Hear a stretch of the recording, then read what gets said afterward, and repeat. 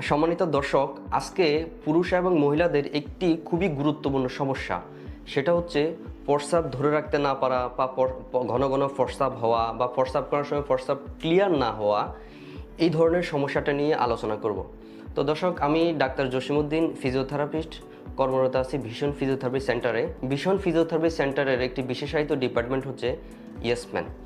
তো আজকের যে বিষয়টি সেটা হচ্ছে ঘন ঘন প্রস্রাব বা প্রস্রাব ধরে রাখতে না পারা বা প্রস্রাব ঝরা। তো দর্শক, সাধারণত পুরুষ এবং মহিলাদের বয়স যখন মধ্য বয়স হয়, 40-50 এরকম হয়, তখন তাদের এই সমস্যাটি দেখা যায় যে তাদের ঘন ঘন প্রস্রাব হচ্ছে বা প্রস্রাব ধরে রাখতে কষ্ট হচ্ছে, হ্যাঁ, বা প্রস্রাব ক্লিয়ার হচ্ছে না, প্রস্রাব করার পরেও প্রস্রাব ঝরছে, কাপড় ভিজে যাচ্ছে।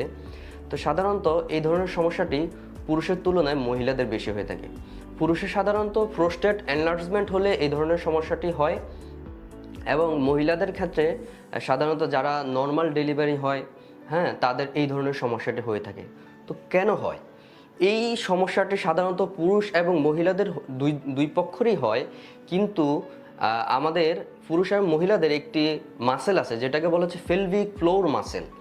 এখন এই পেলভিক ফ্লোর মাংসপেশি যদি কোনো কারণে দুর্বল হয় বা পেলভিক ফ্লোর মাংসপেশির যদি স্বাভাবিক কার্যক্ষমতা না থাকে, তাহলে ঠিক এই ধরনের সমস্যাটি হতে পারে। এখন আমি বিষয়টা ক্লিয়ার করতেছি। পেলভিক ফ্লোর মাংসপেশি হচ্ছে আমাদের পেলভিক ফ্লোর একটা মাংসপেশি, অনেকগুলো মাংসপেশির সমন্বয়ে একটা ফ্লোর তৈরি করে। যে এই ফ্লোরের উপরে পুরুষের যেই প্রস্রাবের থলি, পায়খানার থলি এবং হচ্ছে বিশেষ অঙ্গগুলা থাকে।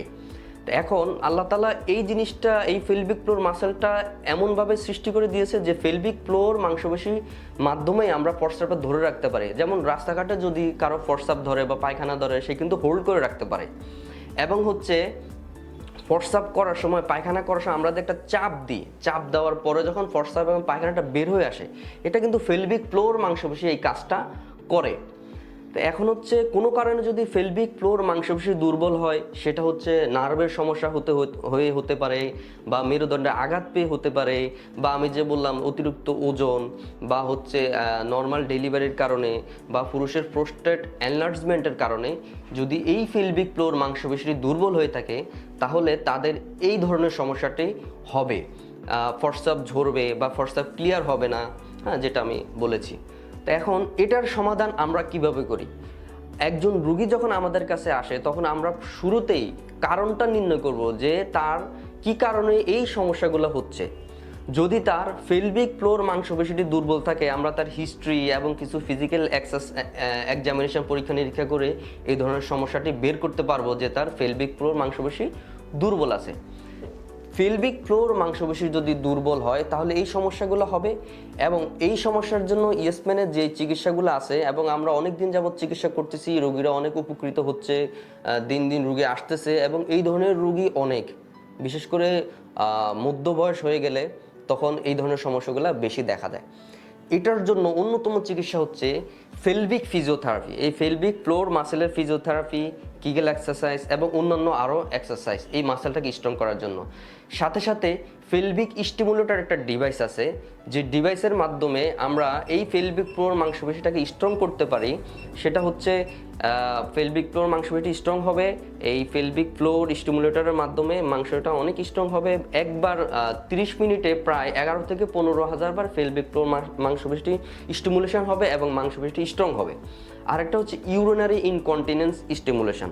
তো এই তিনটা চিকিৎসার কম্বিনেশনে, এই তিনটা চিকিৎসা মানে কি, এখানে একটা কম্বিনেশন চিকিৎসা, একটা ব্রড চিকিৎসা।